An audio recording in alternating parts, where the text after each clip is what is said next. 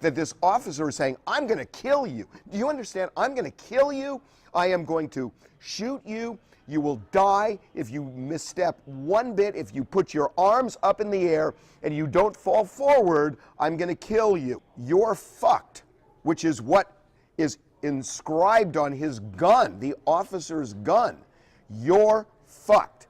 That shows a state of mind. And by the way, the judge didn't allow that in because the judge said that it was too prejudicial.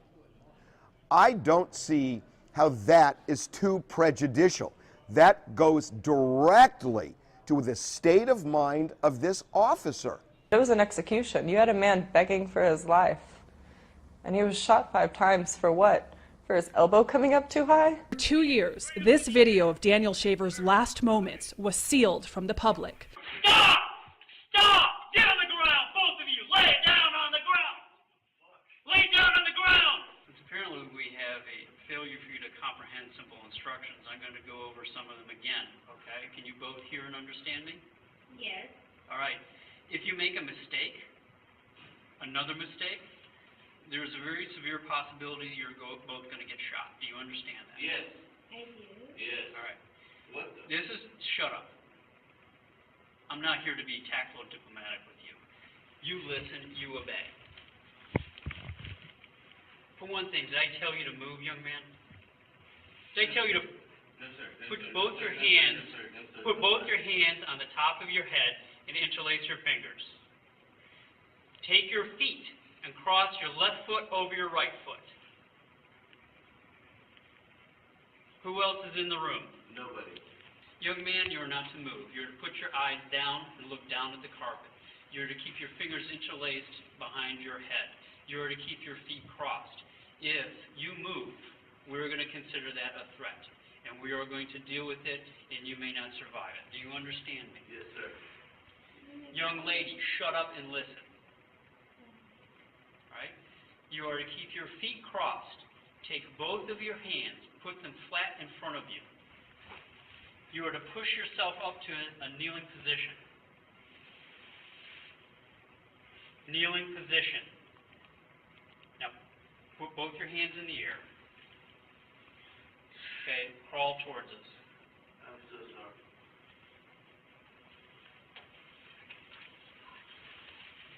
Okay. Stop. Okay. Cuff, grab the pole. No, Rich, pull Pull, this Rich, way. Pull. Let me know when you're clear. Clear? No, you're not clear. You haven't pressed her yet. You're not. You'll be in the chain so we figure out exactly what's going on, okay? Just be cool and we'll be done. Okay, when you're done with that, lay her flat. Okay, I need one more cuff up. Okay. This is the deal. We're going to do almost like we did before. Okay? Have a seat. Okay, young man, listen to my instructions and do not make a mistake. You are to keep your legs crossed. Do you understand me? Yes, sir. You are to put both of your hands palms down straight out in front of you. Push yourself up to a kneeling position.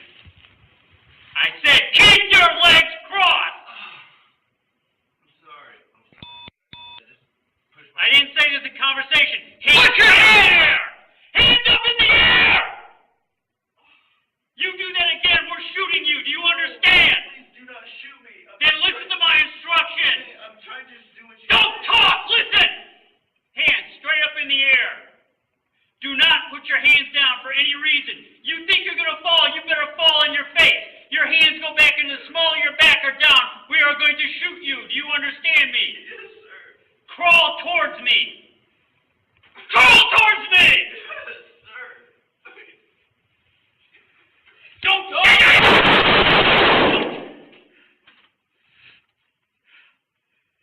Get up on him. Okay, hold on him. One with me.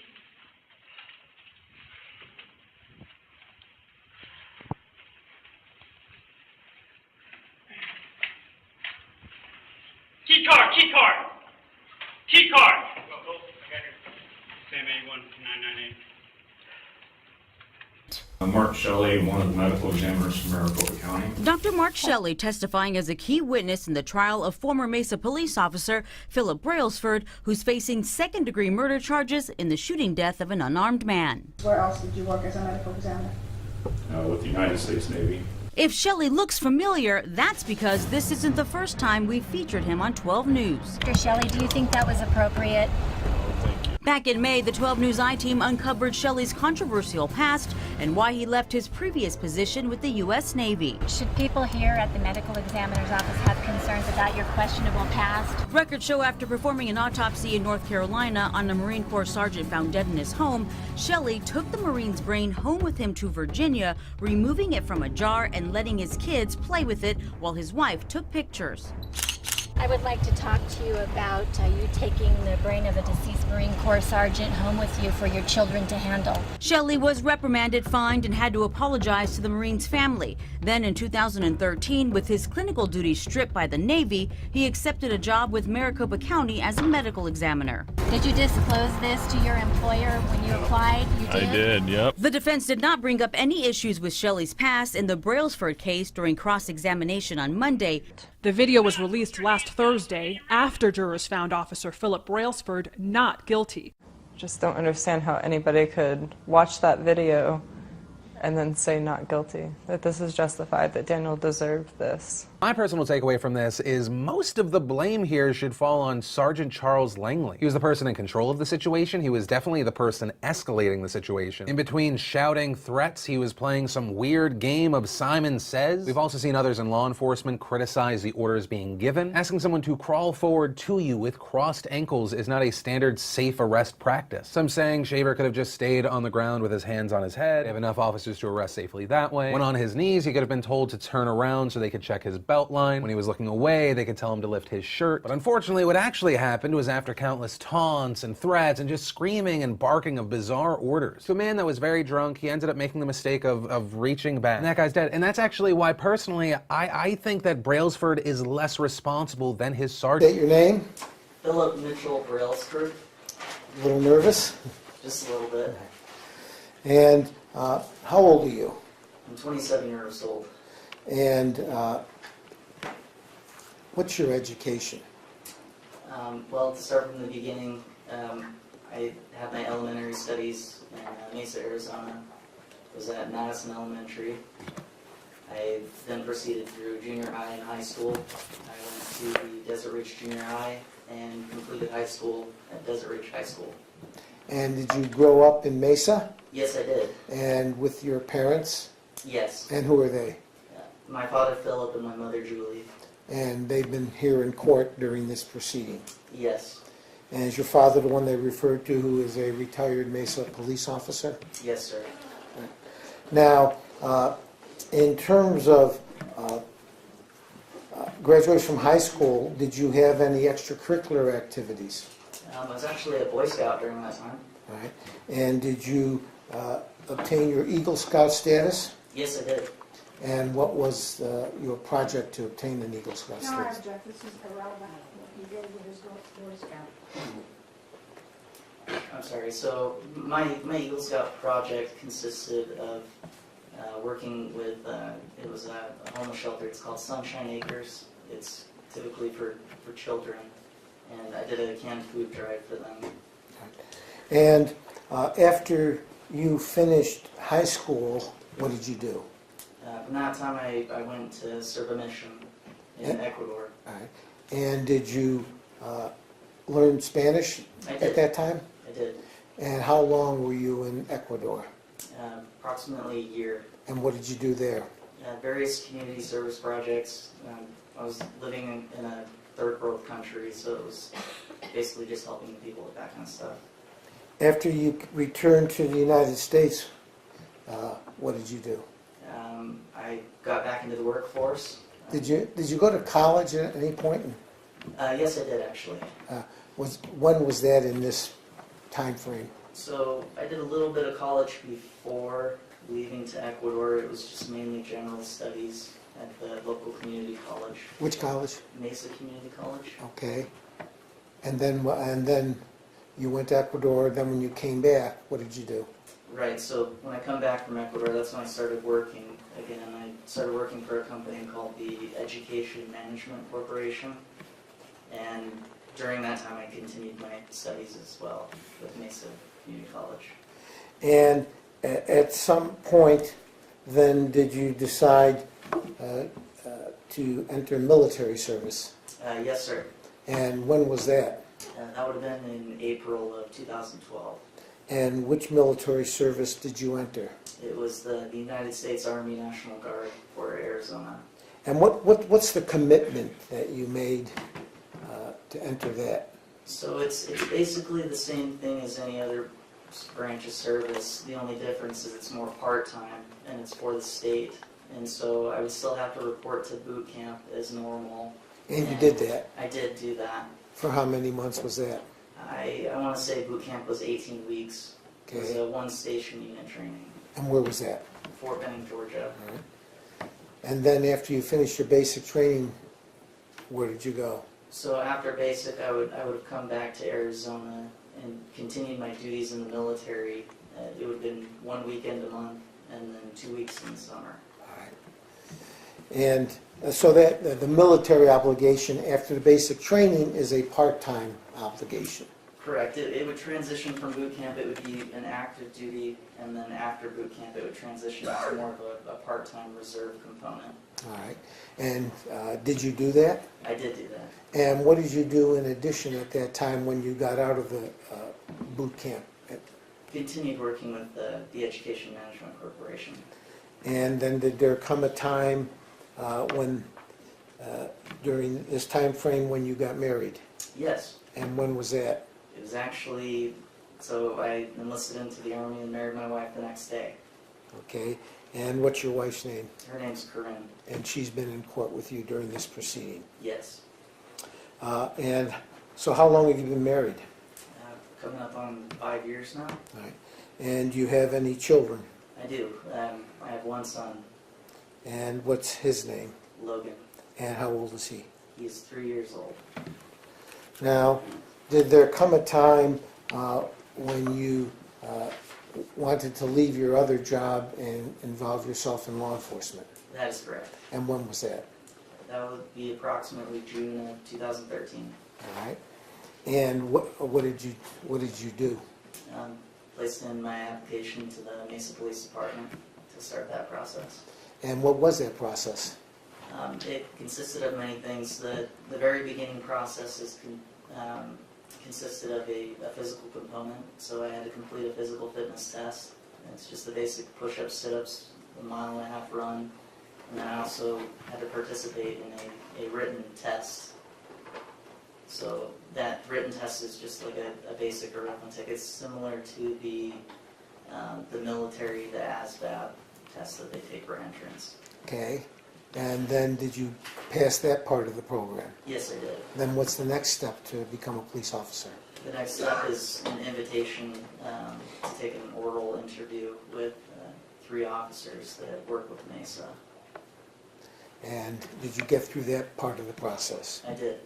And what's the next process? So the next step in this process is to be invited down for the background interview as well as polygraph testing. And did you get through that portion of the process? I did. Then what's the next step in the process? The next step is we're brought back once again to do another oral interview with 3 higher-ranking officers within the Mesa Police Department. Did you get through that part of the process? I did. Then what's the next step after that? The final step after that is you take the psychological evaluation exam. Got through that part of the process. Got through that part of the process as well. Then where do you go from there? From there, you're invited down to the academy to start training.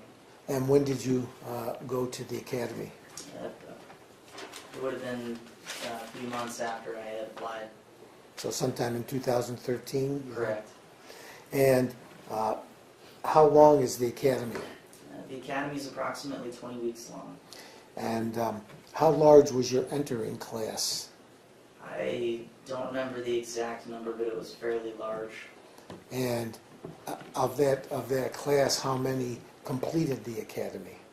I would say it trimmed down to approximately 20 people for various agencies. Okay. And did you successfully complete the academy? Yes, I did. Now, while you were in the academy, did you receive use of deadly force training? I did. And who'd you receive that from? It would be Mr. J.Driguez. He was your instructor? Yes, sir. Did you have any social arrangement with him? I had no knowledge of him prior to that. All right. Did you have any social arrangement with him subsequent? No, I did not. Did you also have a separate class in what's been called defensive tactics, which is the non-lethal force? Yes. And who taught that? Officer McClure. Did you successfully then complete the academy? I did. And when was that? It would have been in, I believe, November, beginning of December. Of 13. 2013. And what's the next step in the process? So, yes, there are many steps. The next step would be entrance into the FTO, or the Field Training Officer program.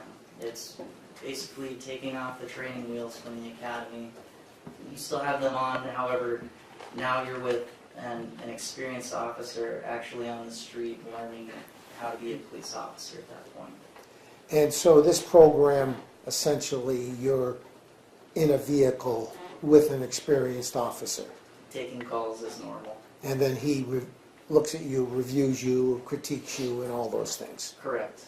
And how long is the probationary period after you join the police department? Probationary period after completing the academy and the FTO program is approximately a year. Okay. And you completed that part of the program? I did. And then after you complete the FTO, then what is your role as a police officer? At that point, I am sent off to be a solo unit and work in a district and maintain what we call a beat, an area of that district. So from the time by the time you entered the police department out of the academy was roughly January 2014? Correct. And the time of this incident was January 2016? Yes. So you'd been, at the time of this incident, a Mesa Police Patrol officer for 2 years? Yes. Now, you heard Officer Jacobs describe the training that is provided to the recruits. Is that consistent with your memory? Yeah, that's what we're training in. And were you trained in things what the jury has heard about of action versus reaction? Yes. Shoot or no shoot? Yes. Or challenge? Correct. You were given firearm training. I was. All right. Now, in addition to that, did you obtain additional certification from the police department to use a rifle on duty? I did. And what rifle was that? The AR-15 platform. Is that the rifle that people use at the Mesa Police Department if they're authorized to carry a rifle? Right. Everyone that's authorized to carry it, that's the standard rifle that they carry. And is this your personal rifle authorized to use on duty? Yes. Is the ammunition provided by the department? Department issued, yes. All right. And what do you have to do to obtain this additional certification to carry the rifle? You have to, one, get approval from your sergeant to attend the rifle school, which is approximately a 40-hour program. All right. And is there regular training on the rifle in the course of the year? Yes. And what is it? So I would have to report 4 times a year in order to requalify to carry the rifle. Now, during the 2 years prior to this incident where you were working as a patrol officer, were you involved on any other occasions with the response teams, initial response teams? Yes, I was. And in those situations, did you have a wide variety of roles? Yes. what type of roles prior to this incident had you served with the immediate response teams? I've actually been on all of the roles. So you had been a handcuffer? I have. You'd been the one who issues the commands? Yes. You've been on less lethal force? Yes. And then you've been on lethal coverage Yes. prior to this incident? Prior to this incident, yes. Now, prior to this incident, had you ever fired your weapon in the line of duty? No, I have not. Had you ever fired it at another human being? No, never.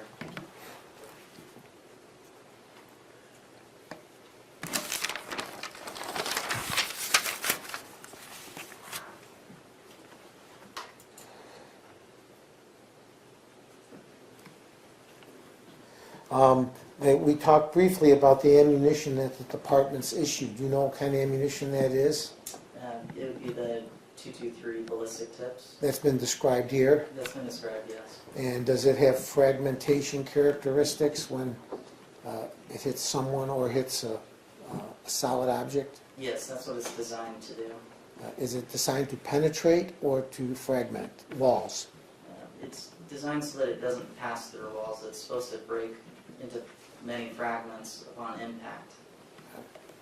Now, let's go to the day in question, the day before. Let's talk the night before. Okay. The day before, what was your shift? It was just I was working swing shift at the time. And what is swing shift? It's the hours range from 2 to midnight. All right. Now, and so you go home after work the night before? Yes. And what was your pattern after you got off from work the night before? Take off my gear and get ready for bed. All right. And come home to your family? Yes. And is that what you did the night before? I did. Normal night's sleep? Anything uneventful? No, it was a normal night. Then, if you get off at midnight, what time do you end up getting to bed? I would probably be home at about 12:30. I live fairly close to the substation, so I would have been falling asleep around 12:45, 1 o'clock. All right. And what is you talked about your patrol area. What is your patrol area? So I was assigned to Beat 72, which at the time would have extended as far west as Higley Road and gone as far east as Power Road, as far north as Main Street, all the way down to the Superstition Springs Mall on Southern. And your job applications was just generally patrol? Yes. And what does that entail in general?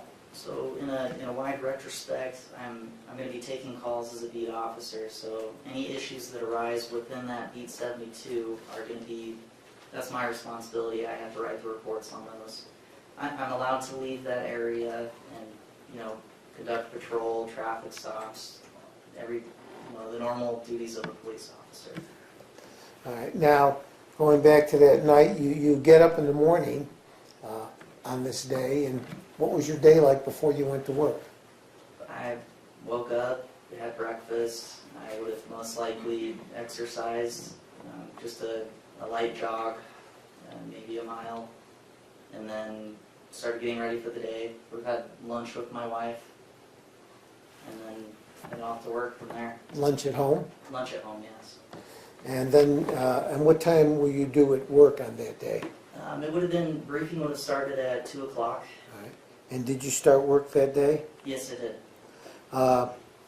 Do you have any particular memories of, prior to this incident, of anything eventful that occurred during the day? No, I just remembered it being a normal day.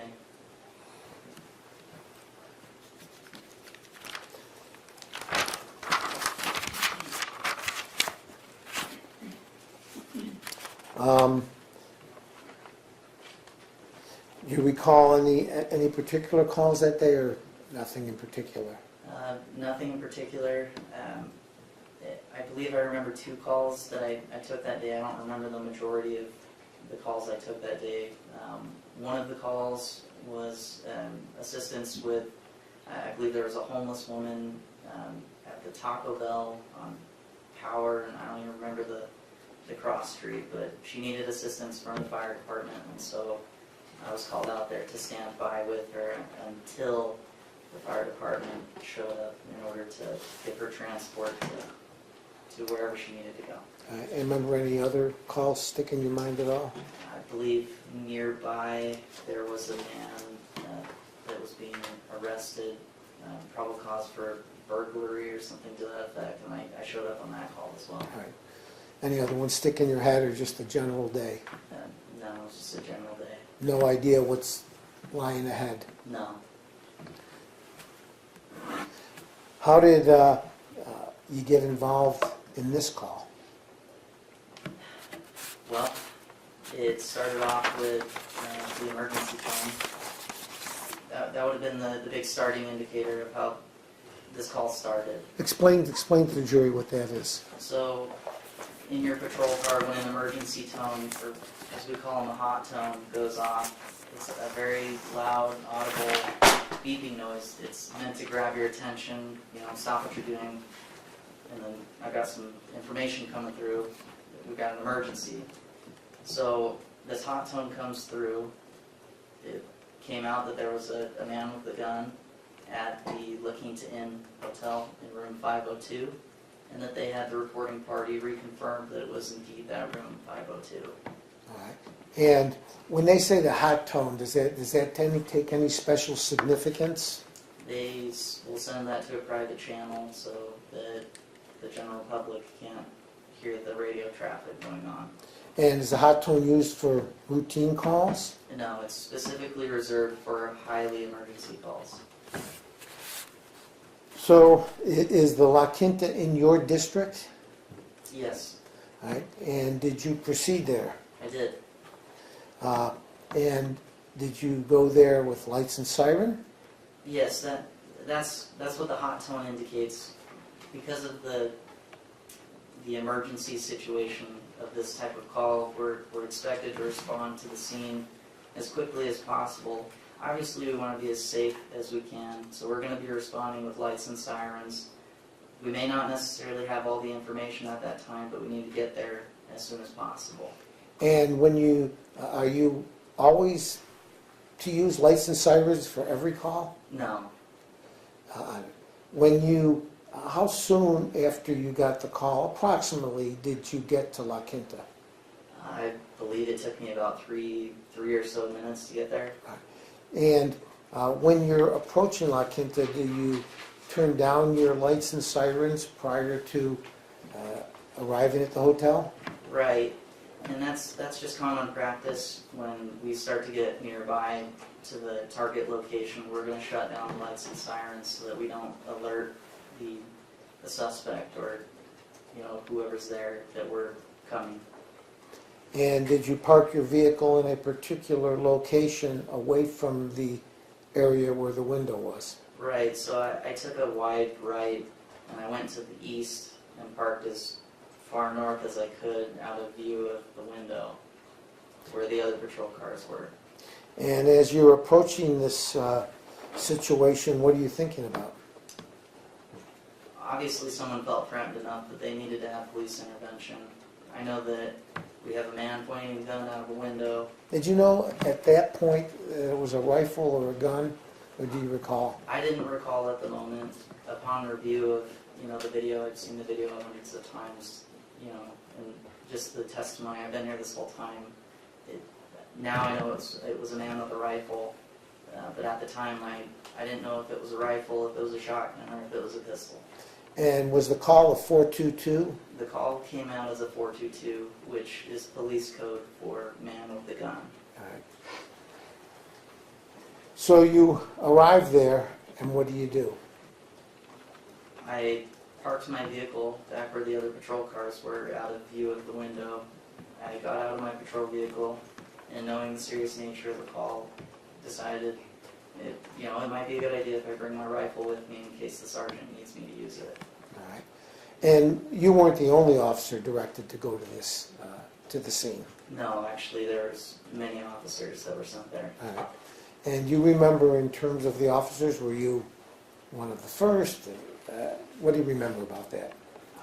You know, we all kind of arrived at the same time, but I remember being one of the first. I may not have been the first person to get there, but I was very close.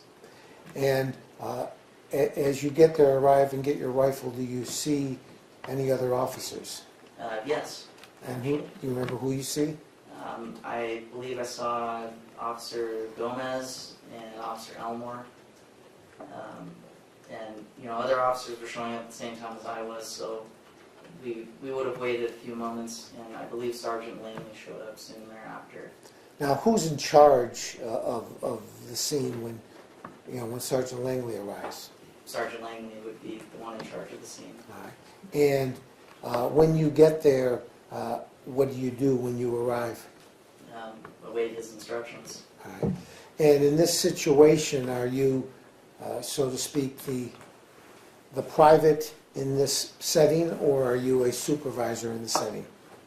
I am obviously going to be the private in this setting. Sergeant Langley is going to be the one that takes control of the scene, and he dictates who does what and where and when. And any of your assignments to do whatever would come from who? Sergeant Langley. All right. And when you were, have you worked with Sergeant Langley on other occasions? I was actually fairly new to this squad, so I have worked with him before, but I believe I'd only been on this squad 3 or 4 weeks. Okay. And what happens after you arrive? So after I arrive, we, you know, we're waiting for Sergeant Langley to give us our instructions. He actually starts giving out, you know, orders of who's doing what. I'm assuming he saw Elmore and I, because we both had our rifles with us, and so he would have given out instructions. You know, he told me specifically, "You're cover officer." He told Elmore, "He's cover officer," and then he would have given instructions to the other officers as to what their roles were going to be. This is him setting up the immediate response team at this point. That's his job. That's his job. All right. Did he assign you any investigative function or go do this or anything besides the coverage obligation? No. What we have to realize is at this point in time, because of the totality of the circumstances, this is not the time for investigation. This is time where we need to make the scene safe. Once the scene is safe and secured, that's when the investigation is going to begin. All right. And whose decision is it to when and how and do anything relating to an investigation or the tactics to be used to make the scene safe? That's going to be Sergeant Langley. All right. Did you talk to anyone at the hotel? I did not. All right. Were you provided any information? I was not provided any information personally. I believe I heard some of what Sergeant Langley was talking. He was talking to the hotel staff at one point, and I believe I heard some of what was being said. And what did you overhear? I remember hearing that there's 2 elevators inside of the building, one on the east end, one on the west end, and the east elevator, it wasn't a viable option to use because that elevator would open up right next to room 502. So that's when the decision was made to use the west elevator. All right. And Sergeant Langley's decision? Correct. All right. And what are you feeling at that point in time? Well, we don't know what's going on at this point. It's a very tense situation right from the get-go because we have a man with a gun in an elevated position in a family hotel. I don't know anything about this man. I don't know what the intentions are. I don't know how many people are in the room. That's the problem, is a lot of the information that we just don't know at this time. And does that raise a concern for you? Absolutely. And what occurred then? So from that point, we begin heading west down the hallway on the first floor towards the elevator. All right. Now, when did you turn on your Axon video? As I'm walking down the hallway towards the elevator. And why did you turn on your video? Well, this was a point in time where I thought, you know, it's probably important that I record this. I want to have a recording of what happens. And did you have any intent at that point that you were going to use lethal force? I had no idea. What was your hope? My hope was that no lethal force was going to be needed at all. That everything would go smoothly?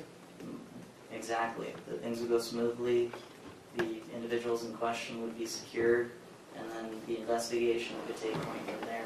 Whatever the justice system deemed necessary after that. Right. And in terms of the post-custody investigation, would that be done by others? Most likely. Detectives? Detectives and their staff. Okay. All right, so you're now turned on your video. Yes. And you know it's on. Yes. All right. What occurs then? I believe we staged for a moment at the bottom of the west elevator while we waited for it to come down. Well, now, since this happened, you've seen that video a lot of times. Yes. All right. And is watching it so many times brings the events to the top of your memory? Correct. Does it refresh your memory too? Yes. And what about reading transcripts and reviewing witness statements and all the things that you've done to prepare for today? All of that has helped, yes. At that moment in time, though, you basically are heading up to the 5th floor. Correct. To no idea what you're going to face. Right. Did you think at that point, well, there's a weapon involved? Absolutely. Right.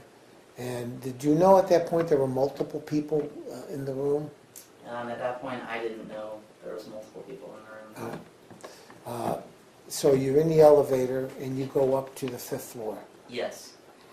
And are you the one issuing commands up in the 5th floor? No, that would be Sergeant Langley. Now, as coverage officer, what was your role? I had one role, and it was a simple role. It's one, I'm responsible for everyone else, including myself, and I need to keep the scene safe. The important duty is I'm providing the coverage for the other officers. I have to watch the hands, in a sense. Of the suspects? Of the suspect. And are all the other officers have lethal weapons drawn? No, no. And why is that? Well, for one, Officer Elmore and I are essentially the front line, and if we were to have any other officers with weapons drawn behind us, that would cause a crossfire issue. They wouldn't be able to deploy lethal force if necessary. That's what we were there for. Now, Sergeant Langley also had a rifle. He did. And I think for a while, Officer Doan had a hand. At the time, but after seeing the video hundreds of times and being here for the testimony, I know that now. Okay, at the time you didn't know that? No. At the time, being the lethal coverage, are you responsible for the people, all the other people in your group? Yes. And are you also responsible, if necessary, to use lethal force on the suspect? Yes. And if not necessary, not to use lethal force on the suspect? Correct.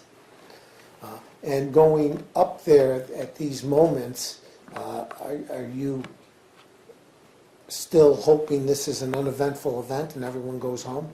Yeah, exactly. All right, so what happens when you get up on the 5th floor? So we get up on the 5th floor, we exit the elevator, and we begin to proceed down the hallway. Now, when you're going down the hallway, do you know who's in which rooms?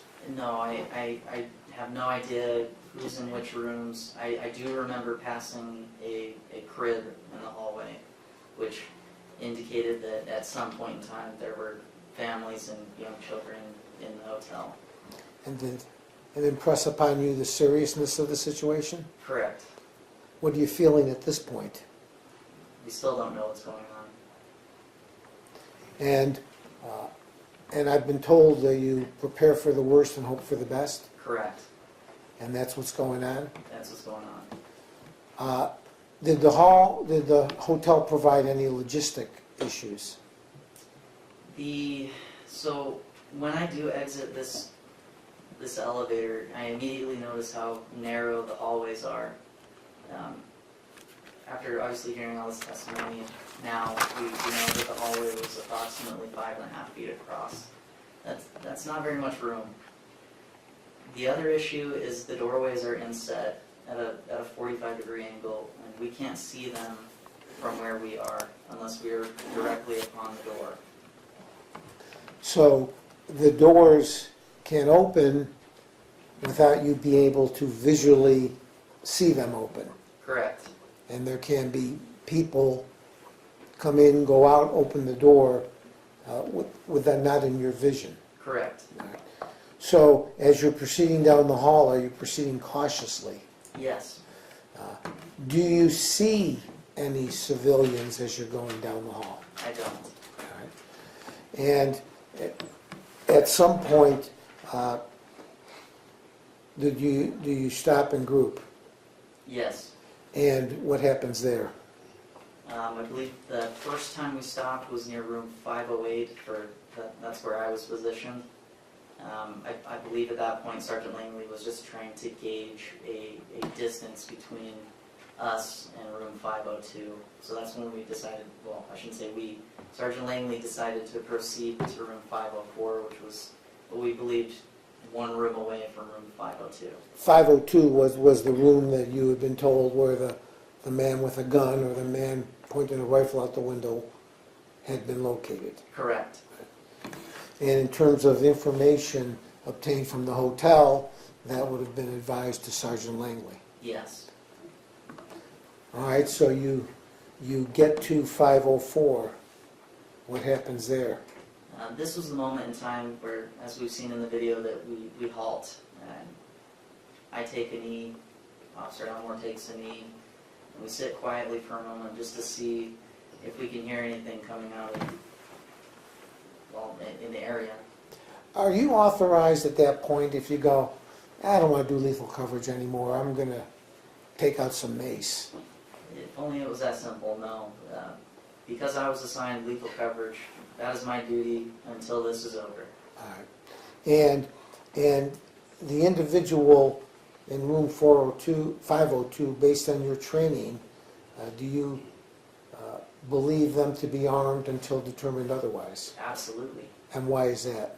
That's exactly what I'm trained, especially on a gun call, especially this situation, like we talked about. This is the totality of the circumstance. This is what sets the stage. This man is, anybody that comes out of that room is presumed armed until they are physically frisked and deemed unarmed. And is it particularly believed in this case due to the nature of the call that brought you there? Yes. Now, you're outside of room 504. Yes. What occurs next? So as I said before, we're kneeling and listening to see if we can hear anything. Now you have your weapon at that point. Yes. The AR-15. Correct. Is the safety on or is the safety off? The safety always remains on until you are absolutely ready to fire the weapon. And that's how you've been trained? Yes. And that's what you did that night? Yes.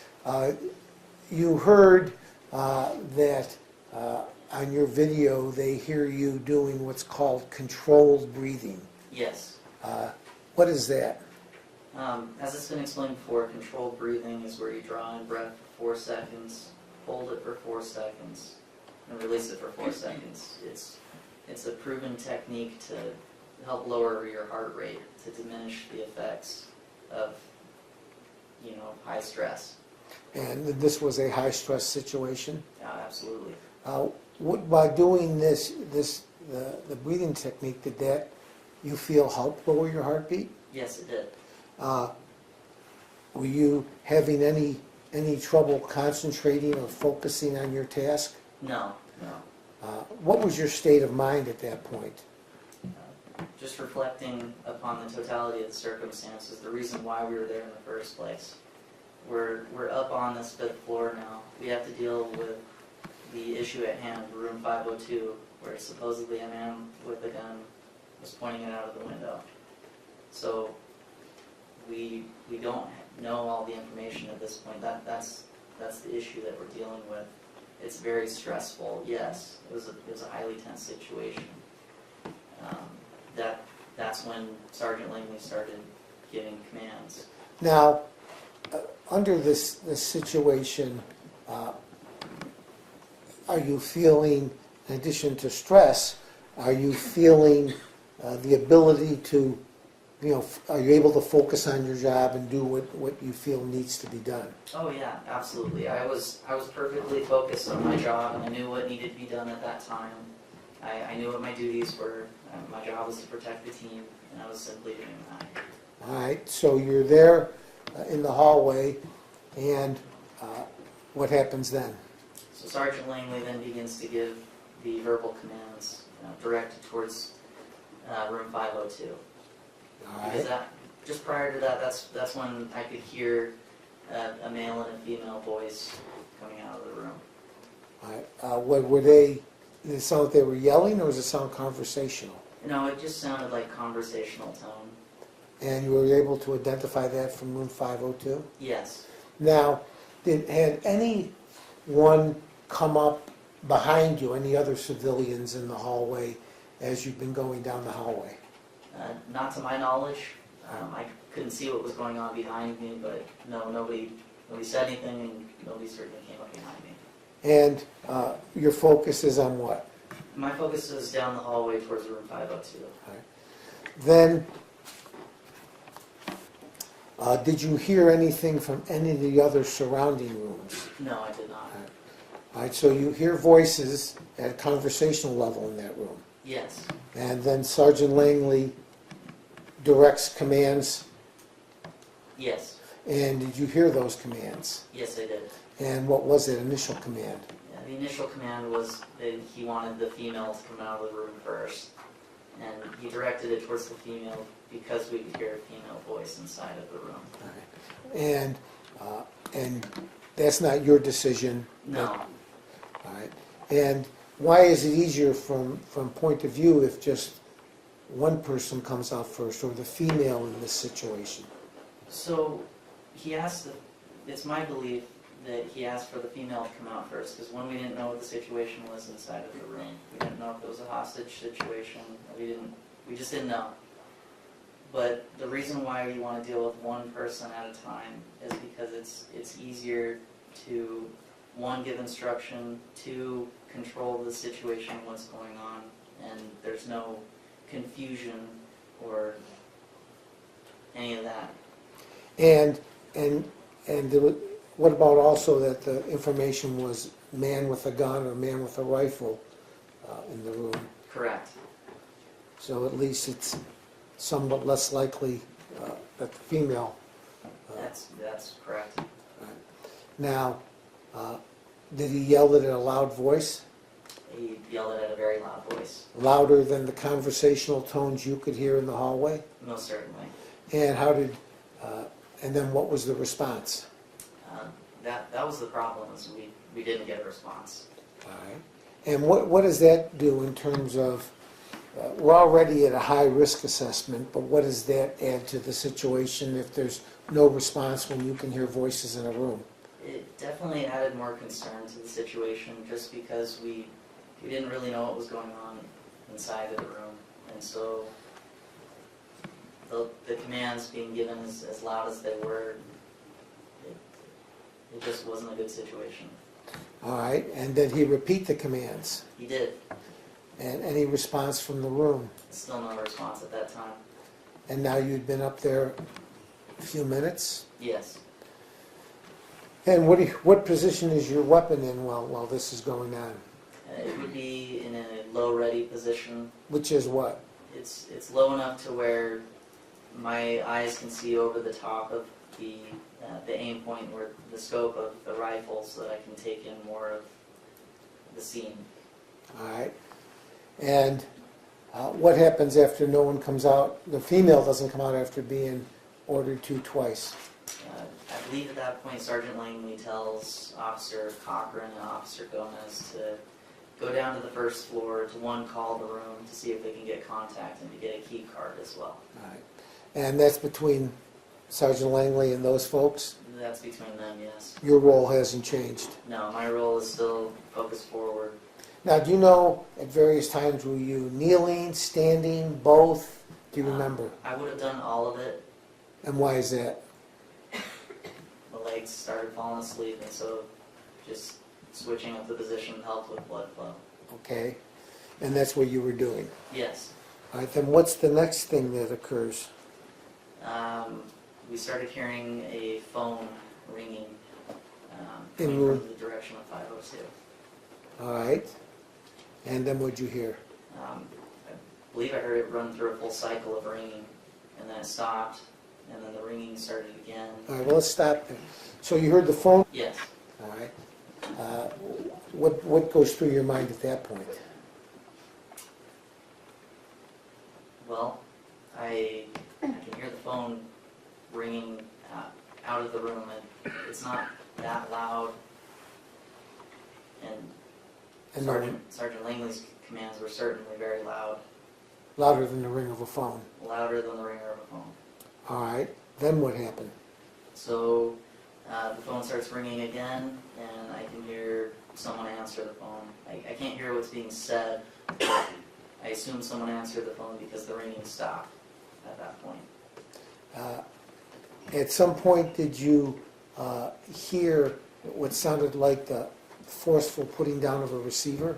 Yes, I was actually able to hear it audibly enough to the point where it sounded, I don't know if they slammed it down or if it was set down. It was set down loud enough to where I could hear the phone being set down. Was that before the conversation with what you presume to be Officer Cochran and an occupant of the room? Yes. All right. Is that what you referred to as a loud noise in the room? Yes. All right. And what did you think when you heard that? I didn't know what was going on in the room at that point.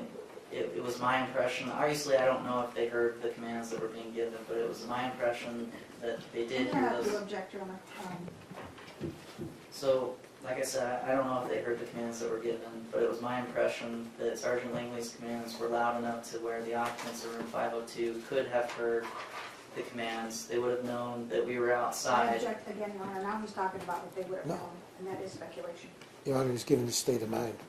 It's not a state of mind, he's speculating about other people's state of mind. Hang on. Objection is speculation. The objection is overruled. The witness is describing this thought process. Yes. Yeah, I again, believe he said what they were The thinking. objection is overruled. I want your thought process. Yes, I'll clarify again. This is clearly my thought process. I'm not saying anything that these people were thinking or what they heard. This is exactly what I thought at that time. Okay. Is that the commands were loud enough to where they could have heard the commands being given. They would have known there was a presence of police officers outside. They would have known our position. So I didn't know what they were doing at that time. Then what's the next thing that occurs? So... Well, let's stop there for a second. Okay. Is that another factor? Now, we already have a very high risk assessment. Yes. Is that raising the risk assessment? Yes. All right. It's a form of non-compliance. All right. And this is what you're thinking? This is what I'm thinking. Right. And then what occurs? So from this point, Officer Cochran and Officer Gomez have gone downstairs, heard the phone ringing. I heard what I assumed is someone answering the phone. At some point, Officer Gomez and Officer Cochran would have come back up into the hallway on the 5th floor, and then it seemed like it was a few moments, and very, very quickly and abruptly, a female and male came out of the room. All right. Now, you're not privy to what Officer Cochran is discussing with Langley or Gomez or anything like that? No, I did not know. What's your focus? And my focus is still on that doorway, or room 502. That's going to be my first area, my first threat area. That's just the first thing, because that's what we came there to do. All right. And then indicated a female comes out? Yes. And then shortly after? Shortly after, a male comes out. All right. Now, you've seen the video many times. Yes. and that although it's a video, that accurately reflects what occurred from the video perspective. Right. Where was your eyepiece for the video the entire time? It would have been right here, not on these glasses specifically. I was wearing a department-issued set of Oakley's. No, it's all right. She's motioning me to get out of the way. Apologize. So they would have been a set of department-issued Oakleys that they were prescription. They have a clip that I mount on the side of my glasses, so the camera would be sitting right here near my temple. So it gives a viewpoint from the right side of your temple. Correct. And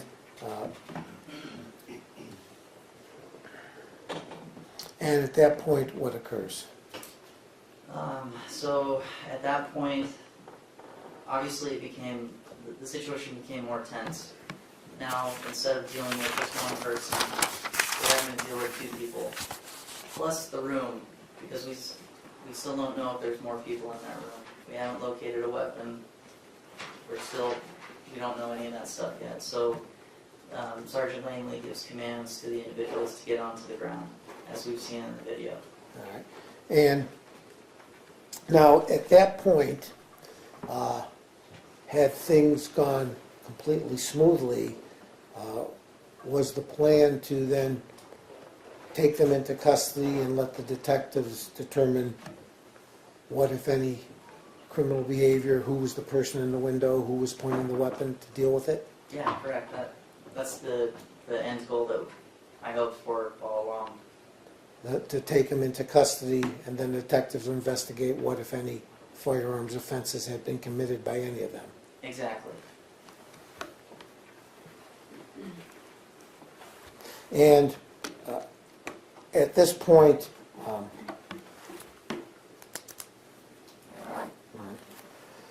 now, they're there and we watched commands given by the sergeant. Yes. And at this point, what are you focused on? Focused on the hands. All right. And why? The hands are what kill us. That I'm trained, as we've heard in previous testimony, we're trained that the hands are what kill you. If any action is going to be had against you, it will start with the hands. All right. And they start off initially, we've learned they're 20 feet away. Correct. On it. And we saw Mr. Shaver, we saw Ms. Portillo get taken into custody. Yes. Was there, when she was taken into custody, she followed the commands? Yes. Was taken into custody unhurt? Yes. There was a little issue when Officer Gomez went in front of you. Right. What were you thinking then? I was not very happy that he did that. It was extremely dangerous. For one, he stepped in front of us and obstructed my view for a moment. It's typically not how we would come across a situation like that. But sometimes things happen. Sometimes things happen. Not And, perfect. and then did Sergeant Langley quickly order him to do it a different way? That's what happened. And order him to frisk Ms. Portillo? Yes. Now, you're left with one individual, Mr. Shaver. Yes. Who's making the decisions how to deal with Mr. Shaver? Sergeant Langley is. All right. And what do you observe with Mr. Shaver that you recall? In regards to His behavior from the time Ms. Portillo's in custody and safe behind the group, now you're dealing with him. Are you referring to what happened next? At Yes, that point? yes. So Sergeant Langley began to give commands to Mr. Shaver, similar to the way he did with Ms. Portillo. He asked him to place his hands out in front of him and to push himself into a kneeling position. Now, prior to that, Mr. Shaver started to cross his feet one way and then another way. Right. Did that concern you? It wasn't really a big deal. I wasn't even really thinking about that at the All time. right. That didn't stand out in your mind. No. Then what had occurred with Mr. Shaver? He pushed himself into a kneeling position and uncrossed his legs at some point. And then did Sergeant Langley instruct him to keep his legs crossed? He did. All right. Now, at this point, What's your focus? It's still going to be on Mr. Shaver's hands. That was my primary focus, my primary job in those moments. And did you have, in the course of this legal coverage, did you have secondary concerns too? Absolutely. I still had that room that we haven't been able to go through and clear. So that would be my secondary concern. All right. Now, Mr. Shaver then indicated he was told to cross his legs, then what occurred? So as we go, he pushes himself into a kneeling position, and then there was a dialect between Sergeant Langley and Mr. Shaver. Are you having any dialogue with really anyone during this time period? No, it's actually very frowned upon that multiple officers are giving dialogue. Right. And what about other dialogue without Mr. Shaver with the group? Were you participating in much dialogue there? Not much. What were you focused on? Just the safety of everyone else. All right. So then go on, what happened with Mr. Shaver then?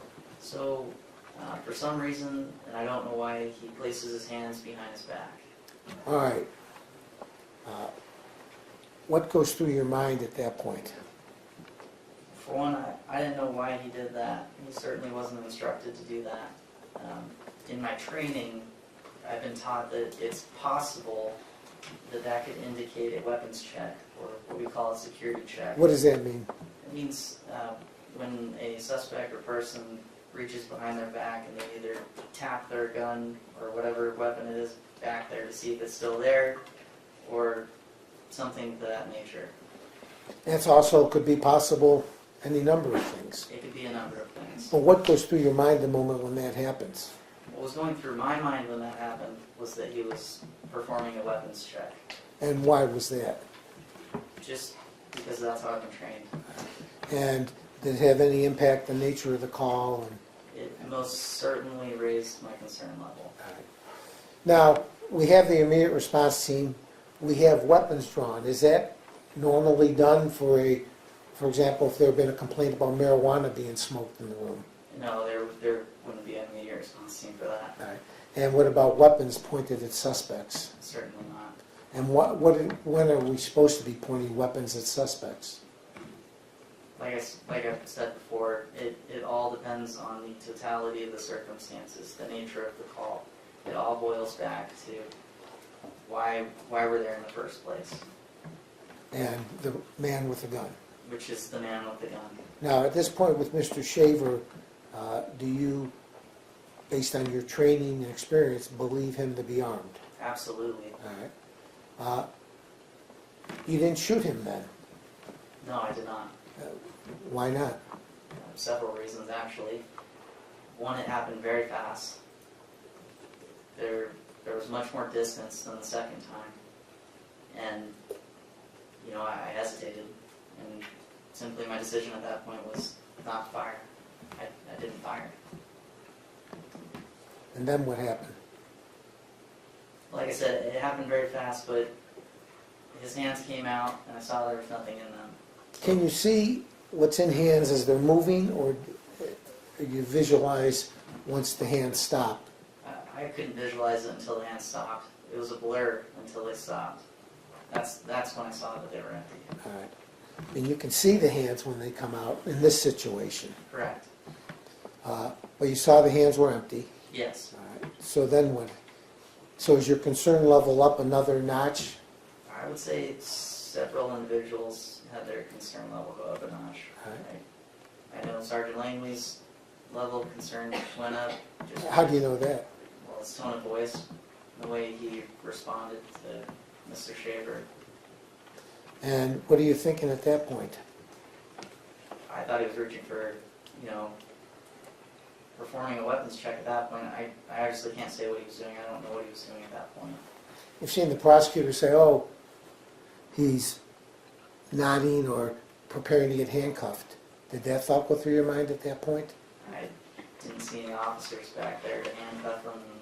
Certainly no one told him to do that. At that moment in time, was it going through your mind, oh, he's just putting his hands there to be handcuffed? No. Then what occurs?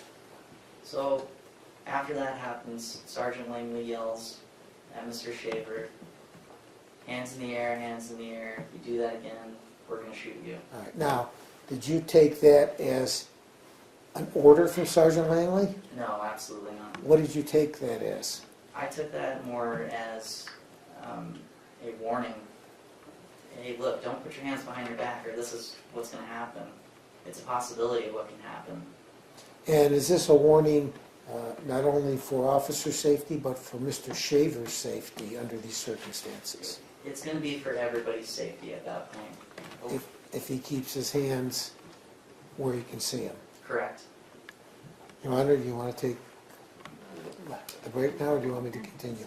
No, we'll take a 3 o'clock break. And we'll resume this again. Please remember the admission to the jury. Thank you very much.